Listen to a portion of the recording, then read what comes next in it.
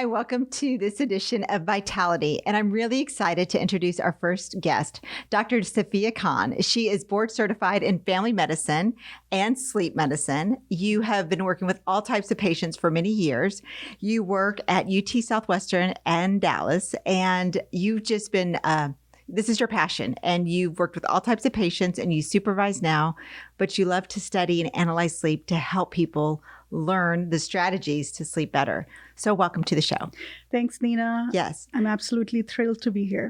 Did I miss anything on what else do you do? You do a lot. What else do you do that you can share with the audience? So the other things are more like administrative work. Yes. Like I'm the program director for the Sleep Medicine Fellowship here at UT Southwestern. Uh-huh. And I also want to say a little disclosure that whatever I speak in this podcast are my own opinions, and I don't represent UT Southwestern. Okay, well, thank you for sharing that. Well, let's get started. Why do you think, people struggle with sleep, and you see so many patients. What are you finding that they struggle with most? So most of the time, patients or people struggle with insomnia, or so they think they have insomnia, or they're not sleeping well. Right. And that's because all of us wake up a few times in the middle of the night. We're adjusting our sheets, we're adjusting our position, and patients or people think that that's abnormal. It's completely normal. So then they start focusing on that. They start trying to reduce those arousals when it's actually a normal process. So it's normal to wake up in the middle of the night. A few times a night, we wake up, we adjust ourselves, and we forget that we woke up. And we're able to go back to sleep right away. Mm-hmm. It's when you're not able to go back to sleep, that's when it's abnormal. Yeah. And what percent do you think of the United States of people, the population, struggle with sleep? So in many surveys done among nurses, among women, and among people in general, pretty much 45 to 50% people say they have trouble some days of the week, or they've had trouble with their sleep in their lifetime. Okay. And what were you going to say there? And then about 20 to 30% of people struggle with their sleep every night. That's a lot. That's a lot. Yeah. And you think they think it's abnormal, and maybe it's not abnormal if they're just waking up in the middle of the night. Absolutely. So a lot of times we think it's abnormal when actually it's normal. So depending on the number of hours you're sleeping and the number of breaks you're taking in the middle of the night, and other things that are affecting your sleep, like restless leg movements, snoring, your partner's snoring. Yes. Or your pets in the bed. Yes. Or kids in the bed. All of those can disturb your sleep. What do you tell people that wake up and they can't get back to sleep? I ask them, when do they get in bed, how long it takes them to fall asleep, when do they wake up in the morning and start their day. And essentially, I'm trying to figure out how many hours are they spending in bed, and does that match with the number of hours of sleep that's required for their age. Okay. And if there's a mismatch of more than 2 hours, then they're essentially spending more time in bed, which makes their sleep more fragmented. When you say mismatched, tell me more about that. So if, according to your age, you're supposed to sleep anywhere between 6 to 8 hours a night, which is true for most adults. Okay. And you're spending 8 to 10 hours in bed, you don't need to spend 10 hours in bed. Your body doesn't need 10 hours of sleep. I need to tell this to my husband. He's like, I just need this sleep, but because he's not sleeping well during the night. Yep. So when you don't sleep well during the night, do you stay in bed longer? You should not. You should not. You should not, because that fragments your sleep. Work expands with the amount of time you have. Okay. Right? You can do the same amount of work in 5 minutes versus 30 minutes. Right. Right? If you're doing it in 30 minutes, you're not working the whole 30 minutes on that task. Right. You will still finish it in 5 minutes. So it's the same for sleep. If your body requires 6 hours of sleep and you're in bed for 10 hours, guess what? You'll be waking up and staying up at night in the middle of the night, or you'll wake up too early in the morning, or you'll have trouble falling asleep. Your body just needs 6 hours of sleep. So allow 6 yourself. to 8, right? Yeah, 6 to 8. Each individual is different. For example, I need 8 hours. My husband needs 6 hours. I need 7. Yep. All of us have our own requirement, and that's the right number of hours for us. Is there a way people can figure it out? You said with age, but is there another way they can figure out what their optimal sleep is for them? We have a lot of charts online. that tell you according to your age. Essentially, adults, when you have transitioned from adolescence into adulthood, which is around the age of 25, 26, from then onwards until the end of your life, you need about 6 to 8 hours of sleep. Okay, just average. An average for working adults. And for adults that are not working, 7 to 9 hours is approximately the average. Okay. And as we grow older, we don't necessarily need more sleep. And when we retire, definitely we don't need more sleep because we're less active. Right. But we have more number of hours to spend in bed. Right. So you're saying get up. No matter what, get up. Get up. Have a schedule. Have a schedule. That's important, is what I'm hearing. Have something to do. Have some tasks planned. And that's your motivation for the day. The more active you are during the day, the better your sleep is going to be. What helps people stay structured? What have you found that's been helpful for your patients that come in saying, I don't have structure, I'm sleeping long, and you're trying to get them on a structure? What do you tell them? Purpose in life. You do? Yeah, they need to have a purpose in life. If they're retired, if their kids are out of the house, if they don't have anything much to do, adopt some pets or find a hobby. Okay. Something that will take you outdoors, something that will get you on your feet and exercising.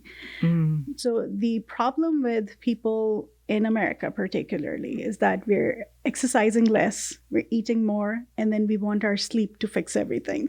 Isn't that interesting? That's so true, right? Yeah.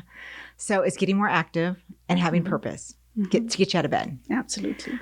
Okay, I want to talk I know women are listening and that are maybe going through menopause and then they are having hot flashes and they're waking up. I went through it.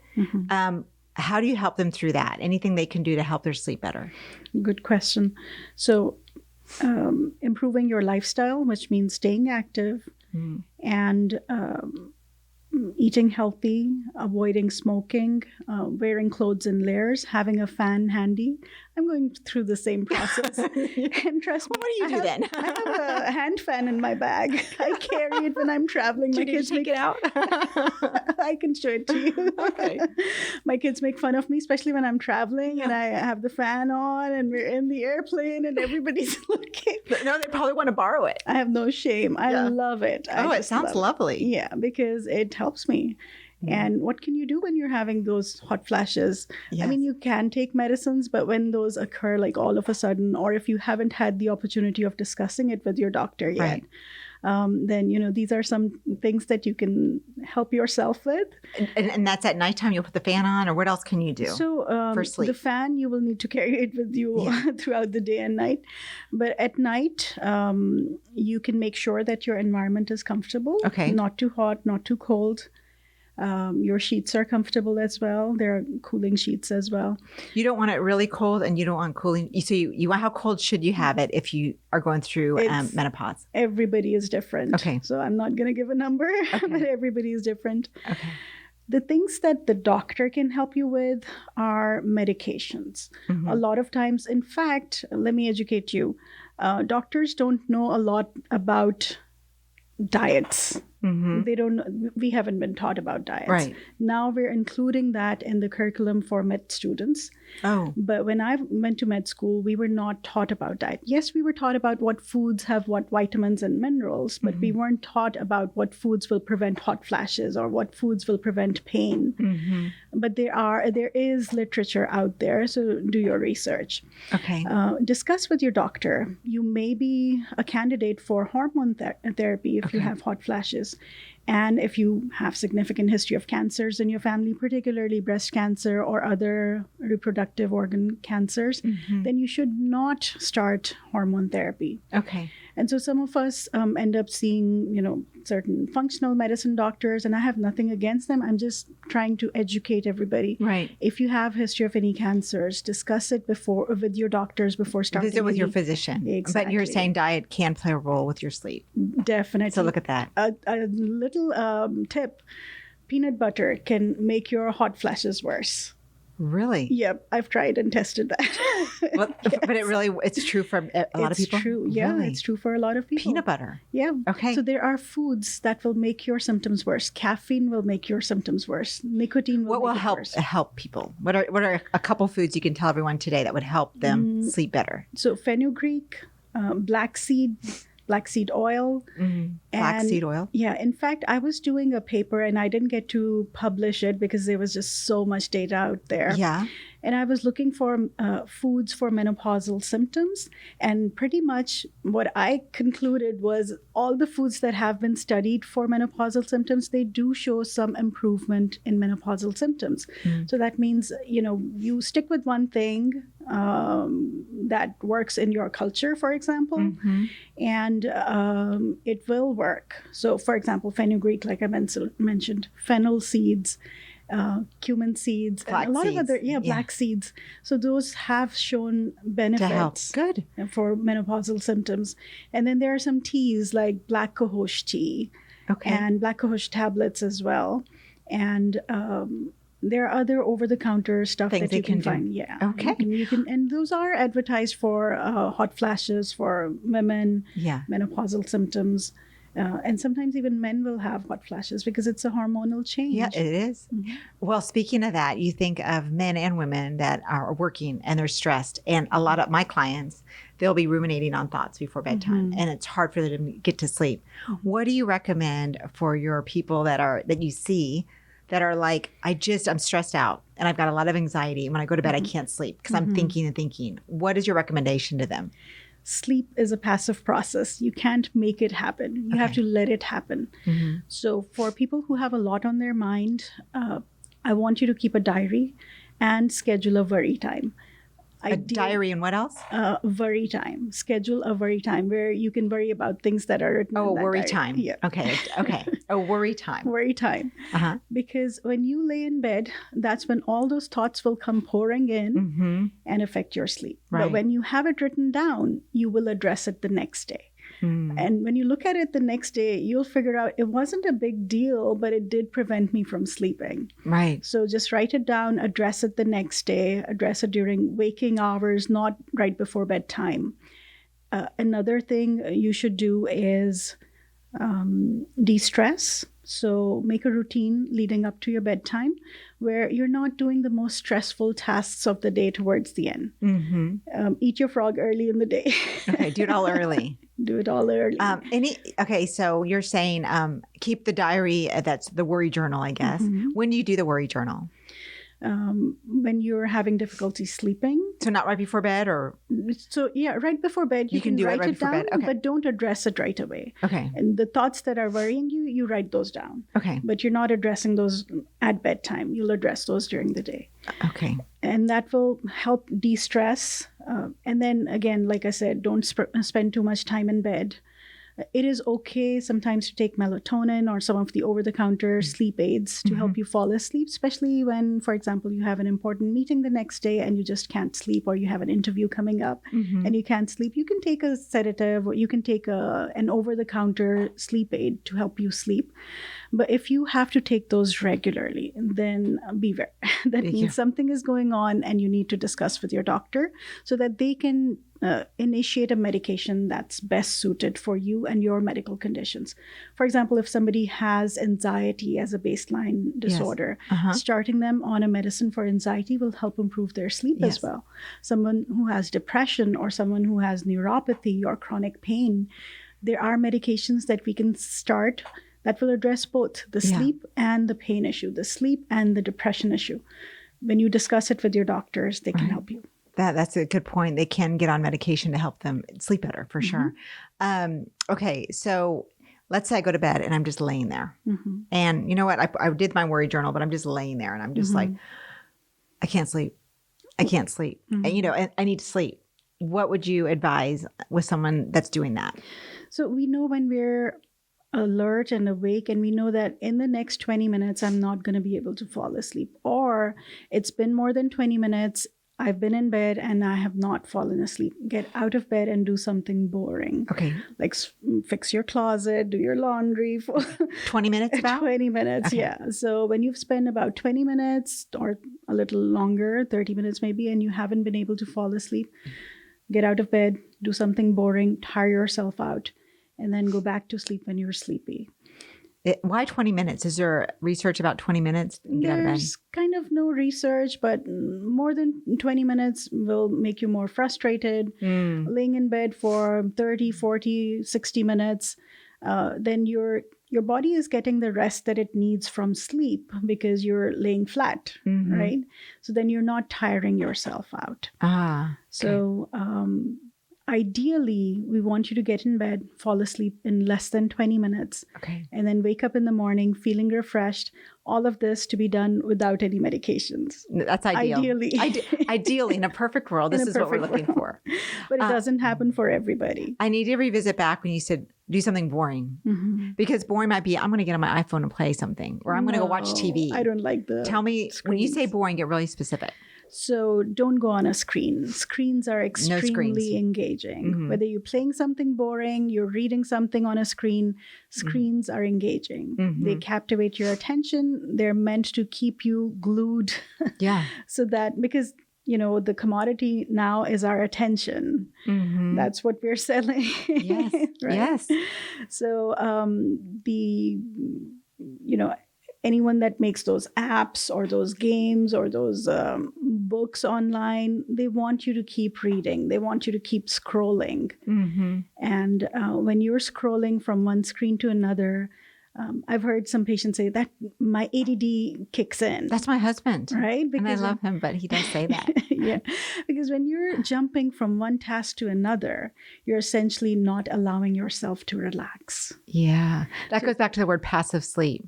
Yeah. Yeah. So read from a book or magazine. Read a book that you've read many times before, that you know the ending of, so that, if you are not finishing the book or not finishing the chapter, you know what's going to happen, and it's not, you're not sitting on the edge of the bed. Exactly. Yeah. Oh, that's a good idea. Reread a book. Okay. So stay away from screens. Anything else about social media? What about social media before bedtime? So turn off your screens and social media at least an hour before bedtime. Okay. It takes about an hour for our brain to start producing natural melatonin from the time that we turn off all the stimulation, the bright lights, the screens, TV, noise, music. Some people will tell me that they listen to soothing music and it helps them fall asleep. If it's working for you, continue doing it. Okay. But if it's not working for you, and that's why you're in my clinic, then don't do it. Don't do it. If you're here in my clinic, there's a reason. Yeah. Okay. And anything else about social media you want to share, or is that, I think we've covered it all? I think we covered it all.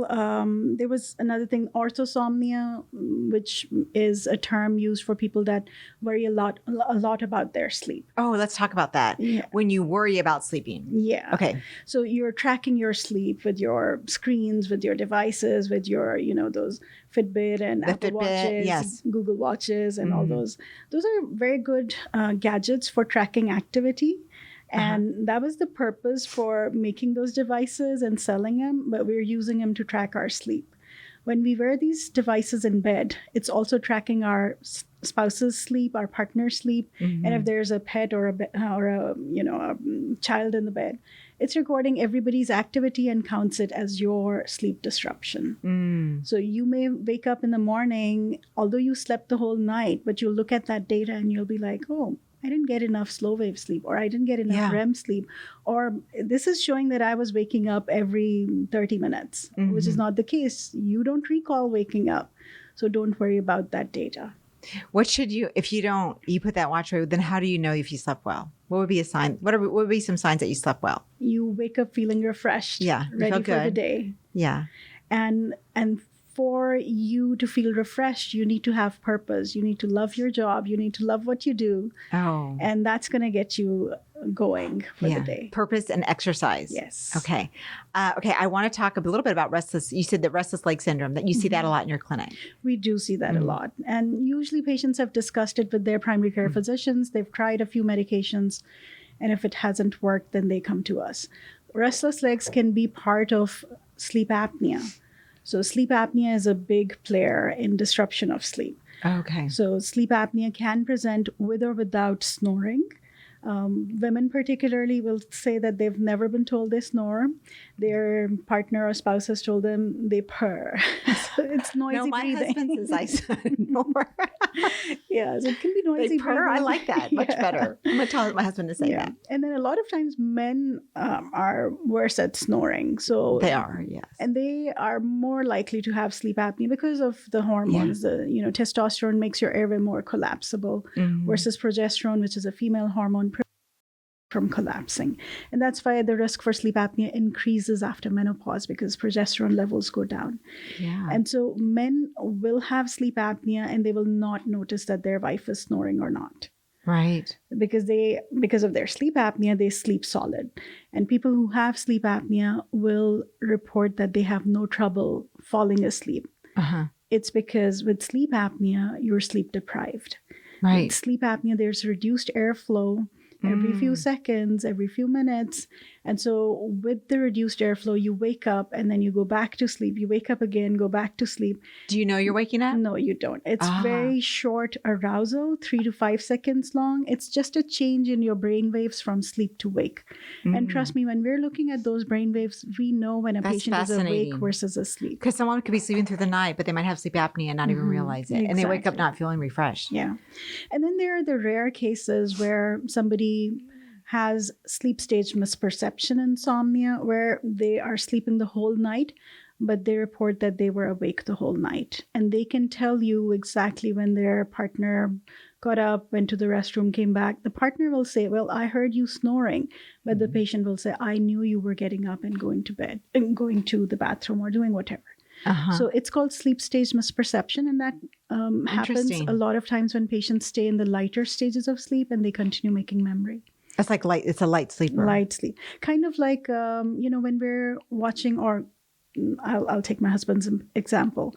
He'd be watching TV and snoring. And as soon as I turn off the TV, he would wake up and say, I was watching, and he would tell me the whole dialogues that this is what was going on. So I was watching, and I'm like, he was sleeping and snoring. Interesting. But that's when you're in light stage sleep and you continue making memory. So is it a light sleeper and then someone with sleep apnea? There are two different things. Two different things. Okay. So how do you help the light sleeper and how do you help the sleep apnea? For sleep apnea, we need to treat it. Okay. You treat it. With Go see CPAP, CPAP, dental device, positional therapy, weight loss, all of those are options for treatment of sleep apnea. For light sleeper, it could be because of sleep apnea. It could be because your partner snores. It could be because, since childhood, you've been a light sleeper.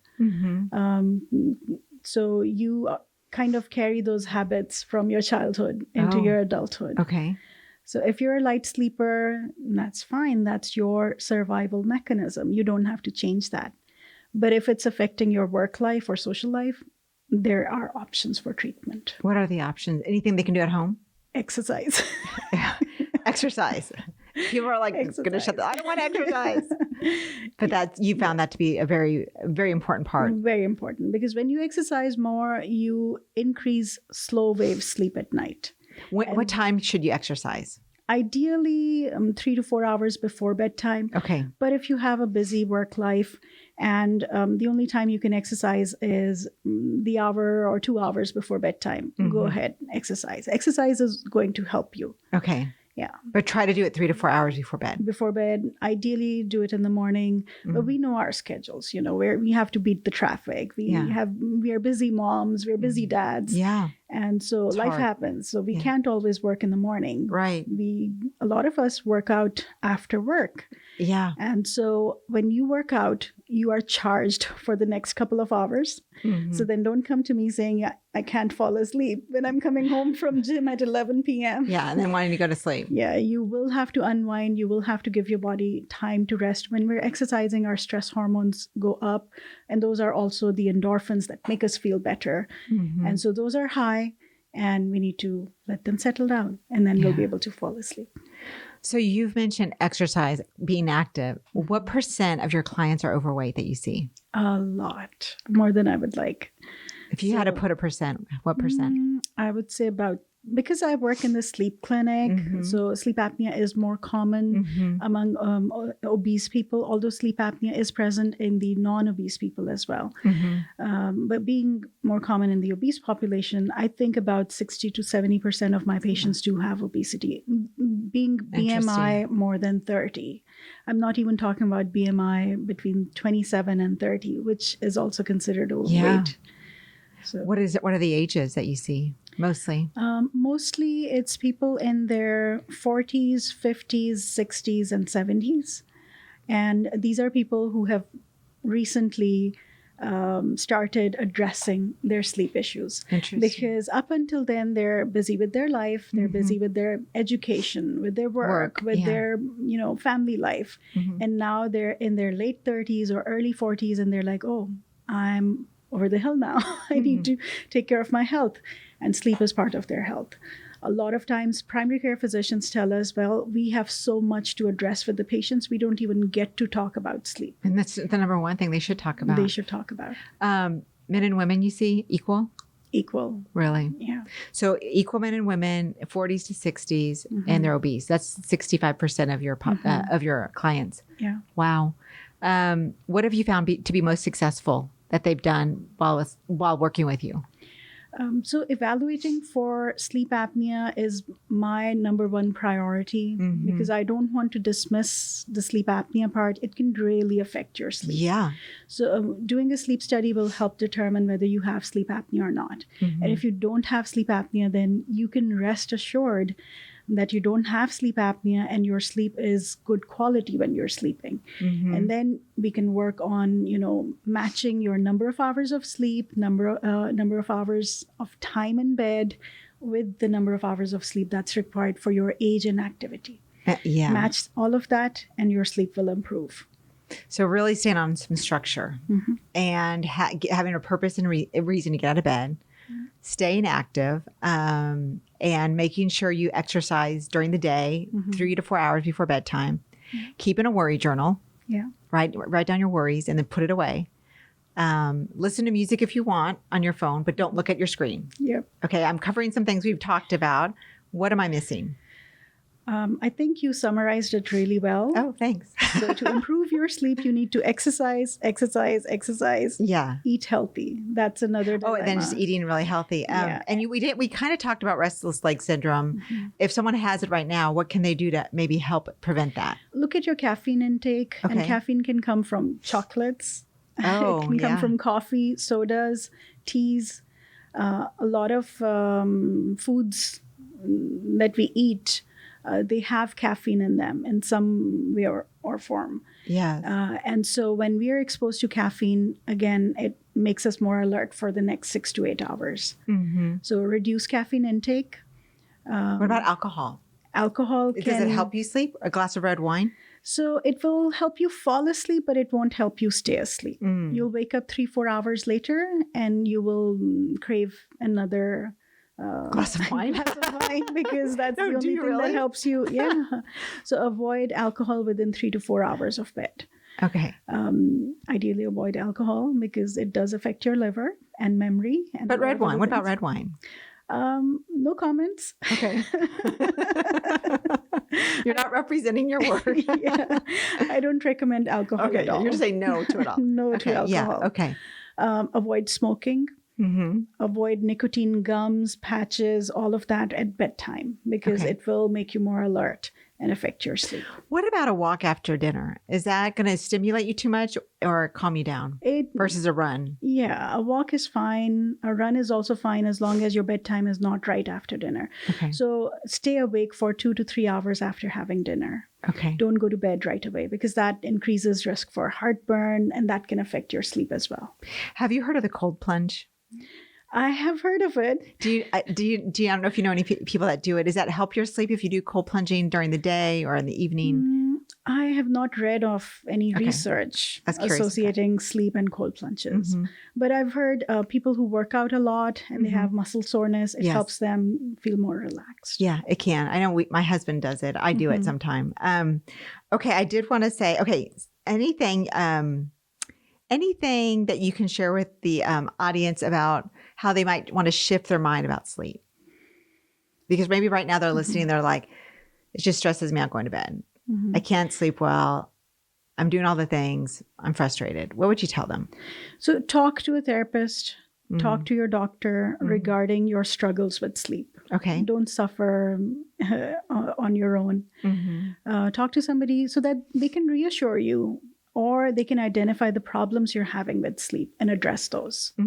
A lot of times we are worrying about other things, but we think that our sleep is the thing that's affecting our life. Yeah. So try to get to the root of the problem. It's probably not always sleep. And again, like I said, exercise. Exercise, eat healthy. And then when you wake up in the middle of the night, usually that's normal. But if you stay awake, should they get out of bed at a certain point? Yeah. If you've been in bed for about 20, 30 Just minutes, get out of bed, do something boring, read a book that you've read before. Okay. Because when you have rested for a few hours and then you wake up in the middle of the night, your body is charged and your mind is not ready to go back to sleep. And so some people will just have to start their day early, and then they'll be able to fall asleep earlier that night. I like that. And just stay structured. Get out of bed and don't lay there for another hour or two. And for the structure, it's really important to have a scheduled wake-up time, because that's what you can anchor. Sleep, like I said, is a passive process. You can't make yourself go to sleep, but you can wake up. Waking That's up so is true. like a light switch. I shifted my time to 6:30 in the morning, and now it's, even if I go to bed later, it's 6:30. Yep. You wake up at 6:30 in the morning, you're able to fall asleep 16 hours later. Yes, I am. Right? As long as I stay away from social media or anything, and I can go straight to sleep. Okay. I think we kind of shared them, but if you were going to tell everybody just 2 takeaways today to remember, I think I know what they are. I think I do. And then 2 takeaways, and then how to get in touch with you if they want to talk more or get a sleep study done. So my takeaways are going to be exercise more, worry less about your sleep. If you want to reach me or another physician, I think starting with your primary care physician is a good idea to discuss your sleep. And if they think that, yes, you're at high likelihood for a sleep disorder, particularly sleep apnea, get a sleep study. I work at UT Southwestern. You can reach me there. My colleagues are also excellent.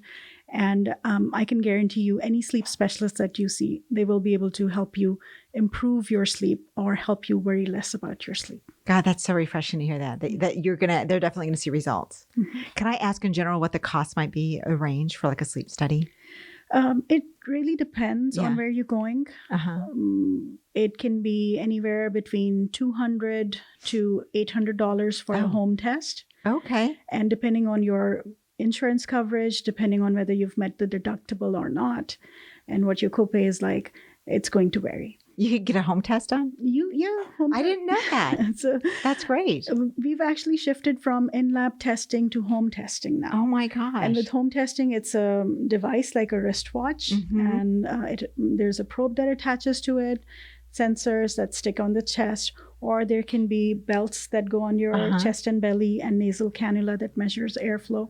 So there are different devices that can help you test sleep apnea at home. There are also ring devices that you wear at night and just your finger. Although those are, right now, they're not insurance approved for, recognizing sleep apnea, but that's a good starting point. Is there a certain ring that you recommend?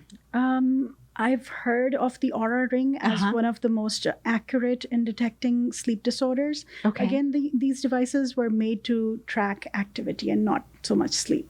But some of these are good at detecting sleep abnormalities. Okay. And so you can start there if your device shows that you have disrupted sleep because of drop in your saturation or excessive awakenings in the middle of the night. Then discuss with your doctor, get a formal sleep study done so that you can get started on the therapy. Awesome. A lot of information. I'm glad we shared that at the end. That's interesting. Okay. Thank you, Dr. Kahn, for being on the show and for all your wisdom and just sharing all these great tips. Really appreciate it. Thanks for having me, Nina. Yes. And thanks again for listening to and watching Vitality. We'll see you next month.